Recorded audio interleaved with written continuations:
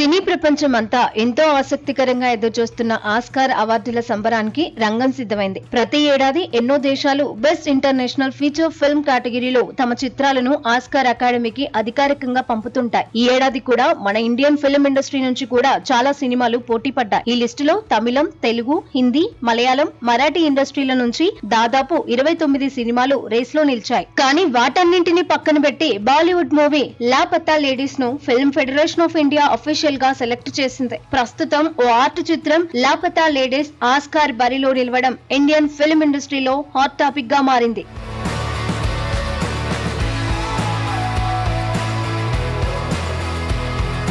Assistant director గా career ను మొదలుపెట్టి ధోబీ ఘాట్ చిత్రంతో దర్శకురాలిగా ఎంట్రీ ఇచ్చారు కిరణ్ రావు. దర్శకురాలిగా మొదటి సినిమాతోనే సత్తా చాటిన కిరణ్ రావు రెండో సినిమాకు చాలా సమయమే తీసుకున్నారు. ప్రస్తుతం ఉన్న సిచ్యువేషన్స్ లలో సందేశాత్మక చిత్రాల పేరుతో పూర్తి స్థాయి కమర్షియల్ చిత్రాలను తీస్తూ కలెక్షన్స్ నే టార్గెట్ గా పెట్టుకున్న ఈ సమయంలో తాను నమ్ముకున్న సబ్జెక్టు కోసం ఎంతో కృషి చేశారు. సందేశం చెప్పడమే కాదు, సందేశాత్మక చిత్రాల పేరుతో పూర్తి స్థాయి కమర్షియల్ చిత్రాలను తీస్తూ డబ్బులు దండుకునే ప్రయత్నం చేస్తున్న కాలంలో నిజంగా సందేశాన్ని సున్నితంగా హత్తుకునేలా ఉండేలా జాగ్రత్త పడ్డారు డైరెక్టర్ కిరణ్ రావు. లాపతా లేడీస్ మూవీని గ్రామీణ నేపథ్యంలో తీసినా ప్రస్తుతం మహిళా పరిస్థితిని స్పష్టంగా చెప్పడంలో ఈ చిత్రం సఫలమైందని చెప్పాలి. నిజానికి మహిళా సాధికారత, ఆర్థిక స్వాతంత్రం, స్వేచ్ఛ, ఫెమినిజం లాంటి పెద్ద పెద్ద పదాలు లేవు. పేరున్న నటులు లేరు. కథలో కథనంలో హడావుడి లేదు. కానీ ఒక్కటి మాత్రం ఘంటాపథంగా చెప్పవచ్చు, ఈ సినిమాలో నటులు కనిపించరు, పాత్రలు మాత్రమే కనిపిస్తూ ఉంటాయి.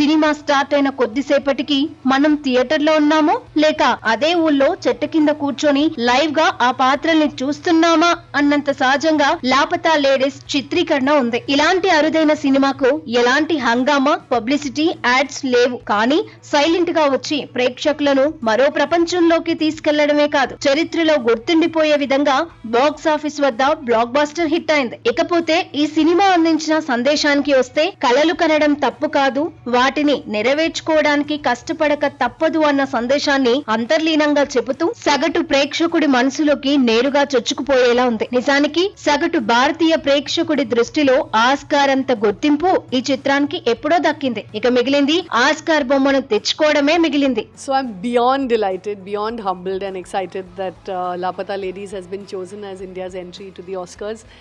There are such great films this year, and to have been chosen is indeed a huge honor.